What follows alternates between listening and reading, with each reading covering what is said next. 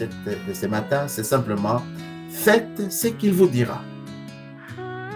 Donc, on voit très bien que c'est un ordre que Dieu nous donne, que la maman plutôt de Jésus, il a dit à ses serviteurs, à ses disciples, il leur a dit de faire ce que Jésus va leur dire.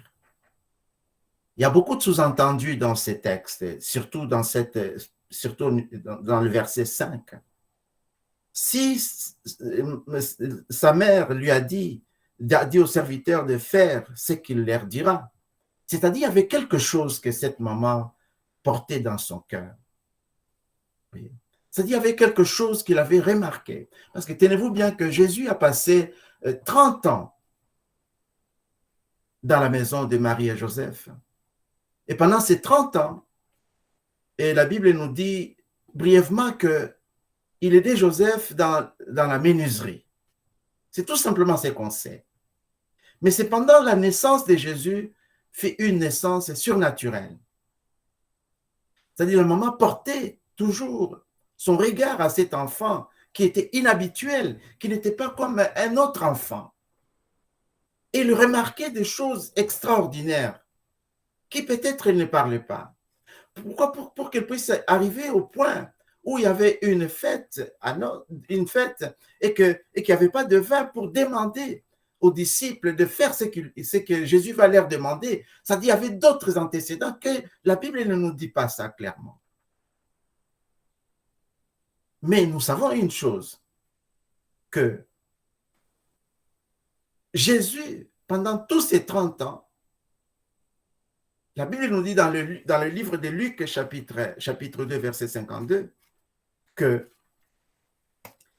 grandissait en sagesse, en stature et en grâce. Donc, Luc chapitre 2, verset 52 nous dit que Jésus croissait en sagesse, en stature et en grâce devant Dieu et devant les hommes. Donc, pendant tous ces temps-là, il était en train de grandir. Il y avait quelque chose qui s'est passé en Jésus que personne ne connaissait. Donc, il était en train de s'affermir, de devenir, d'être. Nous pouvons lire 1 Pierre chapitre 5, verset 10. 1 Pierre 5, 10. Le Dieu de toute grâce qui vous a appelé en Jésus-Christ à la gloire éternelle, après que vous aurez souffert un peu de temps, vous perfectionnera lui-même, vous affermira, vous fortifiera et vous rendra inébranlable. C'est le Dieu qui nous a appelés. Et que ce Dieu-là, après un certain temps, il va commencer à nous perfectionner. Donc, c'est le même travail qui s'est produit en Jésus-Christ pendant tous ces 30 ans, avant de commencer son ministère. Nous perfectionner, c'est-à-dire nous rendre, nous pousser vers la maturité, pour que nous ne soyons pas des enfants qui ballottent dans toutes les directions. Il dit qu'il va nous affermir. C'est-à-dire notre fondation doit être solide. Qu'il y ait le vent, qu'il y ait n'importe quoi, nous demeurerons affermis. Il va aussi nous fortifier, nous rendre plus forts pour résister à toutes ces situations autour de nous. Et puis, il va nous rendre aussi inébranlables. Voilà tous ces qualificatifs que Dieu nous a, que la Bible nous donne, à nous qui avons été appelés. Alors, si nous retournons dans notre texte de base, on voit très bien que Jésus, il était tout d'abord ce qu'il était, un fils de Dieu, qui est né d'une façon surnaturelle. Donc, ce que Jésus était tout d'abord, était plus important avant de commencer de faire ce qu'il était censé faire. Il était tout d'abord un Dieu dans la chair.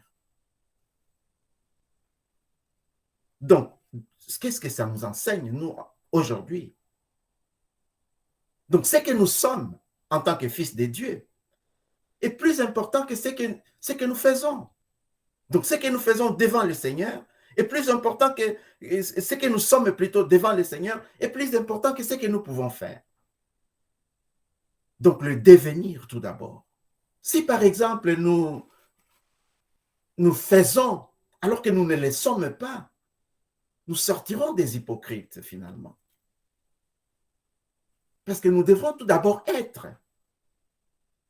Pendant ces 30 ans que Jésus a passé sans rien faire, et d'ailleurs la Bible nous dit dans Actes chapitre 1, verset 1, nous dit ceci, on va lire un peu ça.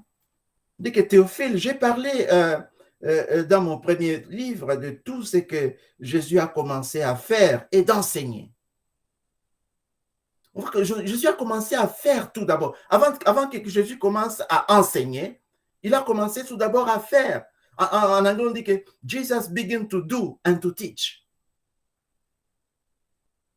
Donc, on voit très bien que Jésus, il y avait tout d'abord une vie qui sortait en Jésus. Jésus vivait tout d'abord il vivait ce qu'il était, en fait.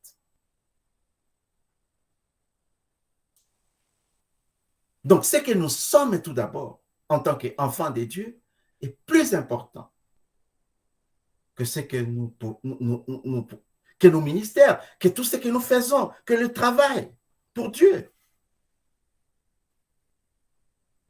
Puisqu'aujourd'hui, on peut demander, quelqu'un peut vous demander, qu'est-ce que vous faites? Plutôt que qu'est-ce que vous êtes? Puisque si nous sommes vraiment des fils de Dieu, de ce que nous sommes, va découler maintenant le service. Découle le service. Le service que nous faisons vient tout d'abord de ce que nous sommes.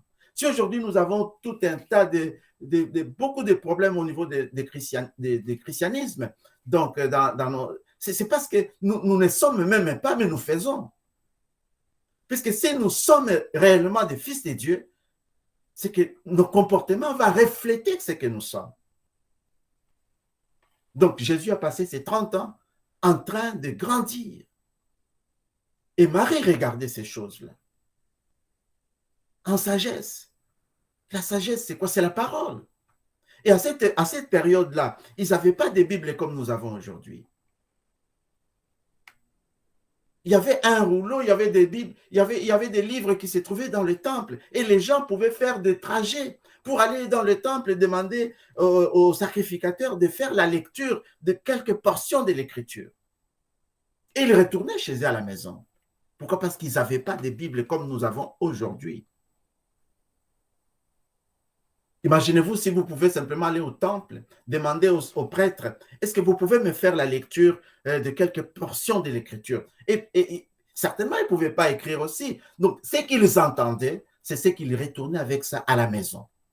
Tout au long de la semaine, ils étaient en train de méditer sur ces choses-là qu'ils ont entendues. Et c'est ce qui faisait que ces gens grandissaient en sagesse.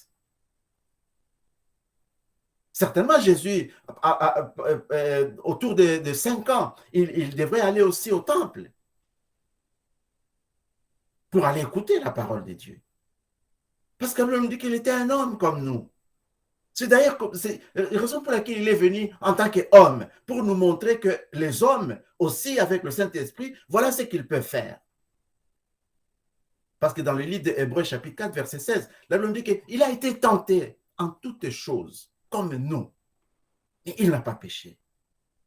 Donc Jésus aussi devrait grandir. C'est ce qu'il veut que nous puissions faire aussi.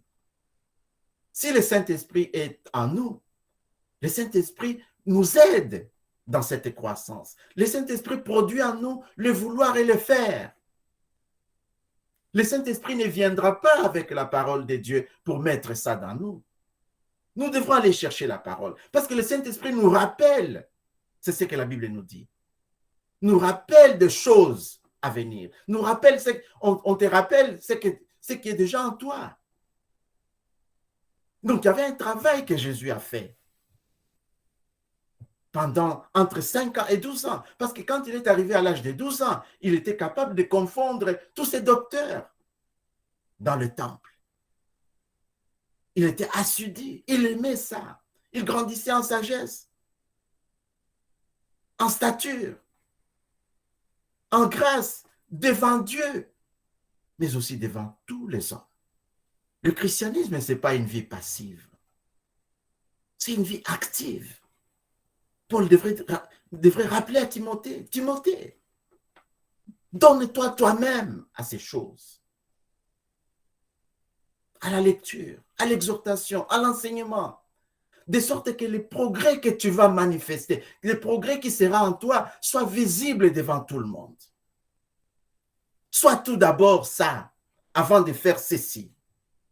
Quand vous lisez dans le même chapitre, 1 Timothée chapitre 4, verset autour des 16-17, vous allez voir qu'il dit que, il lui dit que tu dois prendre en considération toi-même. Je vais lire un peu ça correctement. Donc, 1 Timothée chapitre 4, verset 16, je crois que c'est là. Voilà, c'est ça. Occupe-toi de toi-même, à partir du verset 5 et 15 plutôt. Occupe-toi de ces choses. Il devrait s'occuper de ces choses. Quelles sont ces choses? Que jusqu'à ce que je vienne, applique-toi à la lecture, à l'exhortation, à l'enseignement. Ça, c'est verset 13. C'est qu'il devrait s'appliquer. C'est ce que Jésus faisait. Jésus est notre exemple. Occupe-toi de ces choses. Donne-toi tout entier en elle. C'est-à-dire qu'il ne pouvait pas avoir de temps où Timothée était dans l'oisiveté. Il devrait s'appliquer. Quand on parle de l'application, quand on enseigne dans des écoles, tu dis cet enfant est appliqué. C'est-à-dire quelqu'un, il est toujours dans son affaire. Il se donne entièrement. C'est ça ce que nous voulons, c'est ce que Dieu veut, c'est ce que le Saint-Esprit veut que nous puissions être dans l'Église de Dieu, en tant que des fils de Dieu. Être tout d'abord ce que nous sommes, avant d'aller servir. Aujourd'hui, vous allez entendre que tel pasteur, il a fait l'adultère, l'autre, il a volé de l'argent, l'autre, il a fait ceci, cela, l'autre, il est dans la sorcellerie. Il y a plein de choses autour de tout ça, comme ça. Mais ils ont quand même des titres. Les titres, la titrologie est là toujours. Les bishops, les archibishops, toutes ces choses-là. Mais la Bible nous dit que quand tu feras toutes ces choses, dis-toi que je suis un serviteur inutile. Pour avoir les titres d'un serviteur inutile, il faut faire toutes choses tout d'abord. Mais tu peux avoir des titres de bishop, d'archibishop, sans rien faire. Mais quand tu fais tout, parce que, ça c'est Matthieu 25 évidemment, il nous dit que quand tu auras tout fait toutes ces choses, dis-toi tout simplement, je suis un serviteur inutile. Je fais ce que je t'ai supposé faire. Le titre de serviteur inutile, c'est un titre que Christ donne à ce qu'il dira à la fin, que voilà, un bon serviteur. Des gens qui connaissaient ce qu'ils sont tout d'abord. Si je sais que je suis un humain, je ne peux pas me comporter comme un animal. C'est impossible. C'est ça le christianisme. Connaître qui nous sommes en Christ. Connaître ce que nous possédons en Christ. Connaître ce que nous pouvons faire. Donc pendant les 30 ans de Jésus, il était en train de grandir. Et Marie, qui était sa mère, puisqu'après tout, on ne parle pas de Joseph après tout ça, là. Même sur la croix, on ne parle pas de Joseph. Je ne sais pas où est-ce qu'il a disparu quelque part, mais on ne parle pas de lui. Et on parle de cette maman-là, qui observait comment Jésus grandissait avant de commencer le service. Ça, c'est une grande leçon pour nous en tant que des fils de Dieu. Si vraiment nous voulons ne pas devenir des hypocrites après. Qu'est-ce que c'est un hypocrite? Un hypocrite, c'est un acteur. C'est ça. Ces termes-là étaient même à l'époque de Jésus. Des gens, à cette époque-là, quand ils voulaient aller voir des acteurs en train de faire le théâtre, là, ils disaient que nous allons voir des hypocrites. Pourquoi? Parce qu'un acteur, il change de masque. Il joue un rôle, et puis il peut changer, il joue encore un autre rôle, et puis il joue encore un autre rôle. C'est ça. Jésus, quand il a vu les pharisiens, il dit que même vous êtes des hypocrites, vous, parce que vous jouez plusieurs rôles à la fois. Et c'est ça ce que Dieu ne veut pas que nous puissions faire. Si simplement nous ne savons pas qui nous sommes, si nous ne travaillons pas tout d'abord sur ce que nous sommes censés être, nous allons paraître à un moment donné comme des hypocrites. Pourquoi? Parce que ce que nous disons sera contraire exactement à ce que nous faisons. Il n'y aura pas une certaine compatibilité dans toutes ces choses-là. Donc c'est très important pour nous de voir la vie, comment Jésus a vécu sa vie. La Bible dit qu'il a commencé par vivre, il a commencé par faire, avant de commencer par enseigner. Dans Actes chapitre 1, verset 1. Et la maman regardait, elle gardait cela dans son cœur. C'est ce que la Bible nous dit. Avant qu'elle puisse commencer à faire quoi que ce soit. Et quand ils sont arrivés maintenant dans cette fête des noces, là maintenant, elle a mis en application, elle a activé, cette maman a activé ce qu'elle détenait déjà. Mais elle avait une grande certitude. C'est étonnant quand on médite là-dessus. Comment il pouvait dire à ses serviteurs, faites ce qu'il va vous dire de faire. Et comment est-ce qu'il pouvait aussi aller se diriger vers Jésus pour dire qu'ils n'ont pas de vin. C'est-à-dire, il savait cet homme-là, cet homme de gars, il savait, personne d'autre ne connaissait Jésus que sa mère là qui était à côté d'elle. Donc, notre accent, nous devrons mettre cela beaucoup plus dans ce que nous sommes. Et la Bible nous dit que à tous, dans Jean chapitre 1, verset 12, à tous ceux qui l'ont reçu, il leur a donné le pouvoir. Il leur a donné l'autorité. Il leur a donné le privilège, la puissance, le droit de devenir des enfants de Dieu. Donc, voilà notre identité tout d'abord. Donc, ceux qui comptent sur Jésus, ceux qui s'appuient sur Jésus. Mais si vous regardez très bien, profondément dans tout ça, notre christianisme aujourd'hui est tellement superficiel. Tellement superficiel que nous nous appelons des chrétiens. Mais nous ne pouvons pas faire ce que la Bible nous dit de faire. Même des petites choses à faire, même le faible commencement, nous n'arrivons pas à le remarquer au milieu de nous. Donc, c'est très, très important pour nous d'insister beaucoup plus sur ce que nous sommes, des serviteurs inutiles. Ça, c'est un bon titre. Mais si nous devenons maintenant des bishops, des archibishops, ça va nous ramener maintenant dans l'orgueil. Plus tard, dans l'hypocrisie. Plus tard, la police est derrière nous. Je connais une église à Ottawa là-bas qui, à un moment donné, des gens qui commençaient à se battre dedans jusqu'à ce que la police est arrivée. Des chrétiens de même église. La police est arrivée à Ottawa. Il a commencé maintenant, c'est la police qui commence maintenant à séparer ces gens-là. Imaginez-vous une vie comme ça. Pourquoi? Parce que nous mettons beaucoup plus l'accent sur les pasteurs, sur les diacres, sur tout ce que nous faisons. Mais nous ne mettons pas l'accent sur ce que nous sommes, évidemment, ce que nous sommes vraiment.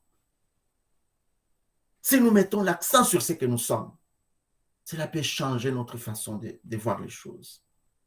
Cela ne va pas nous élever au point où à un moment donné, nous deviendrons juste des hypocrites, c'est tout. Des acteurs, des gens qui jouent plusieurs rôles. Et ces choses, ce sont des choses qui se produisent aujourd'hui dans notre génération. La maman de Jésus a dit enfin, sa mère évidemment, il a dit à ses disciples, dans le verset 5, sa mère dit aux serviteurs, c'était des disciples évidemment, faites ce qu'il vous dira. Et ces disciples-là maintenant, allons un peu les voir. Qui sont-ils ces disciples? Ce n'était pas n'importe qui devrait être disciple. Des gens qui marchaient avec Jésus. C'est des gens que Jésus avait choisis. C'est exactement ce que nous avons vu dans 1 Pierre chapitre 5, verset 10. Il dit que c'est Dieu qui vous a appelé. Il va vous affermir. Il va vous perfectionner. C'est-à-dire, il va vous amener à une certaine maturité. Là, vous n'aurez pas besoin de quelqu'un vous dire faites ceci, faites cela. Non, le Saint-Esprit qui habite en nous va commencer maintenant à nous conduire vers cette perfection, de sorte que nous soyons inébranlables, affermis, fortifiés dans la parole de Dieu. Avant même de commencer des services, avant de commencer, en fait, le service, c'est quoi? Le service, c'est simplement le trop-plein qui est en nous. Ce trop-plein-là, c'est ce qui déborde, en fait. C'est ça, les services. Mais s'il y a un vide à l'intérieur de nous, nous n'allons même pas aller très loin. Pourquoi? Parce que même sur le chemin, nous ne saurons même pas ce que nous sommes en train de faire. C'est comme ça que dans Jean chapitre 7, je crois verset 37, dit que Jésus a crié ce jour-là. Dit que tous ceux qui ont faim et soif, venez à moi. Dit que celui qui croit en moi, des fleuves d'eau vive couleront de son sein. Ces fleuves-là, dit que pas un seul fleuve, dit que des fleuves d'eau vive. C'est ça les services maintenant, qui sort de nous pour aller bénir les autres. Qui sort du cœur de l'homme, de cet homme intérieur, de cet homme dont Paul a dit que si cet homme extérieur périt, il y a l'homme intérieur qui est en train de se renouveler. Donc c'est très important pour nous de considérer ces choses. Si Dieu nous a appelés, dit que c'est lui qui vous a appelé, 1 Pierre chapitre 5 verset 10, dit que c'est lui qui vous a appelé, c'est lui-même qui va vous perfectionner. Il va vous affermir. Ce n'est pas vous qui vous allez vous perfectionner, non, c'est lui qui va le faire. Pourquoi? Parce qu'il va produire en nous les vouloir et les faire. C'est lui qui va nous pousser vers la prière. C'est lui qui va nous pousser vers la lecture. C'est lui qui va nous pousser vers la méditation. Et vers toutes ces choses qui peuvent être vraiment des appuis nécessaires pour que nous puissions être des gens, des fils de Dieu, affermis. Maintenant, il a demandé aux serviteurs. Qui sont ces serviteurs? Regardez un peu dans le livre de Luc, chapitre 9, verset 23. Parce que ce sont ceux-là que Marie a dit, faites tout ce qu'il vous dira. Qui sont ces gens? Luc chapitre 9, verset 23.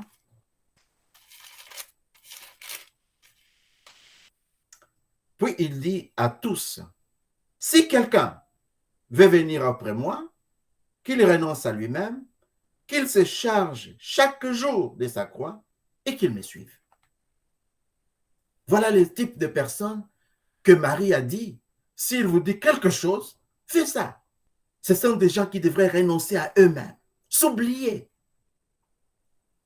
Il y a une chanson qu'on dit, il faut s'oublier soi-même. Mais est-ce qu'on comprend ça? Ce sont ces gens-là qui avaient oublié leurs propres intérêts, qui leur intérêt principal, c'était la parole de Dieu. Ce sont à ces gens-là que Marie a adressé. Ce sont des gens qui devraient prendre leur croix chaque jour et suivre Jésus. Comment suivre Jésus? Donc, c'est conformer entièrement à la façon dont Jésus vivait. Et si c'est possible, même à sa mort. C'est ce que Pierre a dit, que je vais te suivre jusqu'à la mort. Ce sont à ces gens-là que Marie a dit, faites ce qu'il vous dira. Des gens qui devraient transporter leur croix chaque jour. Des gens qui se savaient déjà morts. Ils connaissaient, ces gens-là savaient qu'ils étaient morts. Et les pensées de ces gens-là étaient complètement remplies de la parole de Dieu. Imagine-toi, ce sont des gens qui ont quitté leur travail. Ils n'ont pas quitté, même Pierre a demandé, mais qu'est-ce qui va devenir à nous autres là, parce qu'on a tout quitté. Qu'est-ce que nous allons recevoir après? Aujourd'hui, on voit très bien que des gens qui viennent à l'église, peut-être pour commencer à voler les fidèles, et ils deviennent trop riches, et puis ils disent que non, mais écoute, c'est la prospérité, des choses comme ça. Mais eux-mêmes, ils s'accaparent de toutes ces choses-là. Ils deviennent si riches. Et tellement riches qu'ils n'ont pas besoin de marcher avec des voitures. Il faut chercher des avions maintenant. Pour aller avec des avions. Et avec l'argent de ces gens-là, quand Jésus a appelé Paul, Paul a tout quitté. Il a tout quitté, Paul.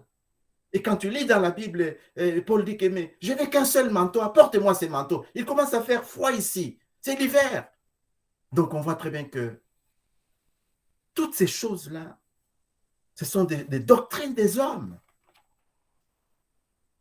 Mais des gens que Jésus avait appelés pour qu'ils puissent le suivre, c'était des gens qui avaient tout abandonné, qui ont oublié tout ce qu'ils avaient, et des gens qui étaient prêts, entièrement consacrés à Jésus. C'est à ces gens-là que Marie a dit, faites tout ce qu'il vous dira. Parce que ces gens-là savaient le prix qu'ils ont payé.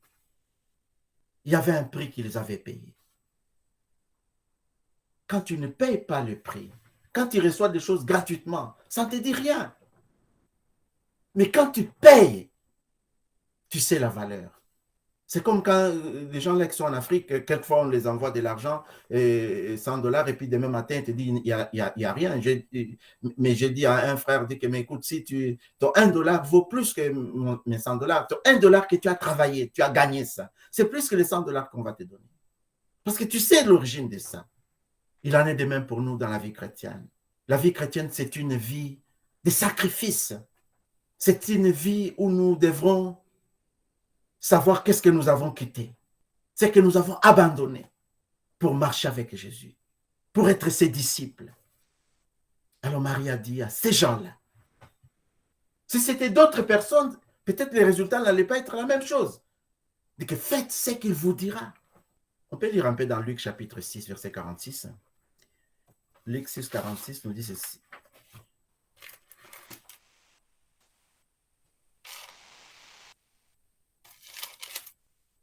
Pourquoi m'appelez-vous Seigneur, Seigneur, et ne faites-vous pas ce que j'ai dit? La vie des chrétiens, c'est une vie où on nous demande de faire. C'est une vie une vie qui met l'accent sur ce que nous sommes tout d'abord, ce que nous faisons pour que nous puissions garder cette vie de Christ en nous. Mais si cela n'est pas vraiment le cas, ça va nous exposer à des choses qui, normalement, vont nous couvrir de la honte. De honte. C'est comme ça que nous avons aujourd'hui beaucoup de chrétiens. Au lieu d'être sûrs, parce que la Bible nous dit que nous sommes en train de faire la course, mais ils sont le long des trottoirs. Ils ne peuvent pas faire la course. Ils ne peuvent pas continuer. Pourquoi? Parce qu'ils ont mis l'accent sur d'autres choses qui ne sont pas très importantes que ce que Dieu nous demande de faire. Et à chaque instant que nous résistons, que nous faisons la volonté de Dieu, cela construit un caractère en nous. Cela construit le caractère de Christ en nous. Et c'est ce caractère-là que Marie a vu en Jésus. Avant de s'hasarder, même dire d'aller voir Jésus, mais ils n'ont pas de vin. Il a vu quelque chose, il a vu le caractère en Jésus. Marie n'avait pas qu'un seul enfant. Il y avait des frères de Jésus aussi. Mais Jésus était complètement différent. Nous aussi, en tant que des enfants de Dieu, puisque nous sommes nés, comme nous dit la Bible, Dieu nous a donné le pouvoir de devenir des enfants de Dieu. Nous recevons la vie de Jésus. Nous recevons sa nature à notre nouvelle naissance, qui est complètement différente de la nature des gens de ce monde. Et par-dessus le tout, nous recevons son esprit.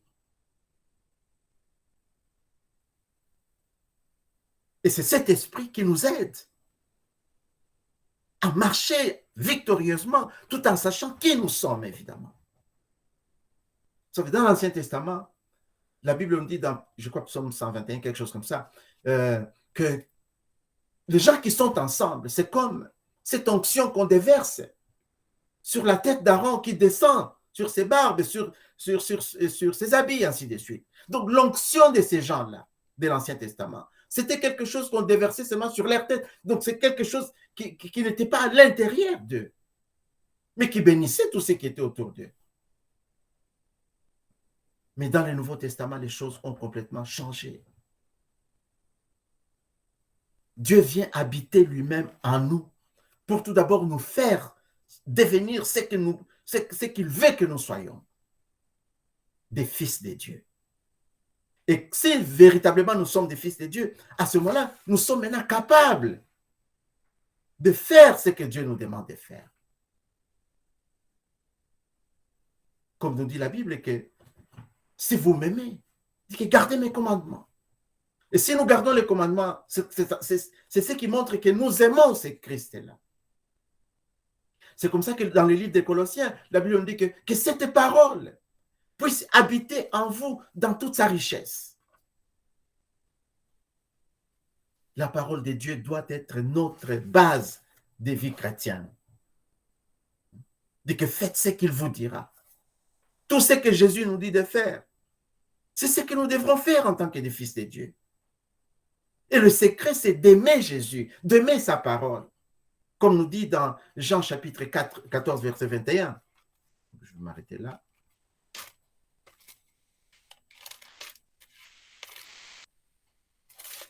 Jean chapitre 14, verset 21 nous dit ceci.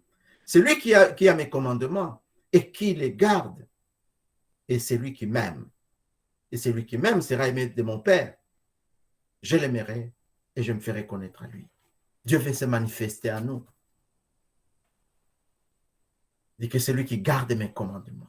Il dit que faites ce qu'il vous dira. Pour que Christ puisse se manifester. C'est en agissant dans la parole que nous voyons la gloire de Dieu. Si nous ne voulons pas agir dans la parole, nous n'allons pas voir cette gloire. Tout ce que Dieu nous a commandé. La Bible est pleine de commandements. Mais la Bible est aussi pleine de promesses. Mais les commandements sont des ordres que Dieu nous dit. Ce qu'il nous donne.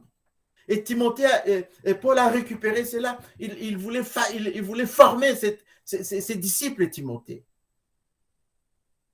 Et ce n'est qu'au travers de la parole. Pour que ce Dieu puisse se manifester en nous, il faut tout d'abord que nous puissions garder cette parole à l'intérieur de nous. Pas dans notre tête, mais dans notre cœur. Donc, notre valeur primordiale et principale, c'est simplement de garder cette parole en nous. Peu importe ce qui arrive.